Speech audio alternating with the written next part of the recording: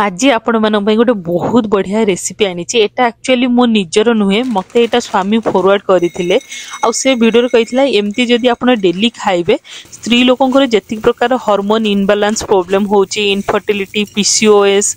Diabetes और आंठू गंठी बिंधा बिंधी problem अच्छी गोटे यहाँ बहुत बढ़िया काम करिवो आ मु एटा ट्राए कला परे ही जाकि आज आपण मानक सहित शेयर करूची सेति कौन करिवे पैन ने आगे किछि राशि नहीं कि ताको भाजी देबे तापर ताको थाली रे काढी देकी कौन करिवे से सेम पैन ने गुड़ पकई देकी मेल्ट हेबा को देबे जेमती बादाम रे चिक्की करा हुए सेही टाइप रो कंसिस्टेंसी रे गुड़ जेतेले आसी जीवो पानी रे पकई टेस्ट करनेबे जेमती गुड़ क्रिस्पी होबो तापर सेथिरे गोटे बड़ चामच रे घी देई देकी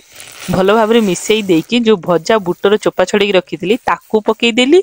पान मुहुरी 3 रु 4 चामच आउ जो राशि भाजिकी रखी ताकू पकई देकी भल भाव में गोलई गाड़ाई की मिसई देली आको एक्चुअली मु सबुदिन 4टा बेले अल्प अल्प करके खाई ट्राए करिछि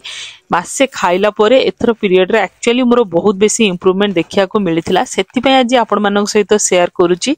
आ आपण को जदी इंप्रूवमेंट देखा जाउची एम्ति करिकि खाइला परे ताले मते कमेंट सेक्शन में निश्चय जणातु सो दैट एथरु अन्य मानक भी बहुत हेल्पफुल इन्फॉर्मेशन मिलिबो आ गोटे थाली रे मु घी लगे रखी ढाल की भल भाव में थापी थुपा देली सो दैट बढ़िया भाव में चिक्की हो आज जेहेतु टाइम रो कमी थिला सेति ठंडा हैला परे वीडियो देखई पारनी एमिति ही सारी देली आ एटा होची बहुत ही सस्ता जिनिस आपण निश्चय एमिति हेले निज पई ट्राए करंतु।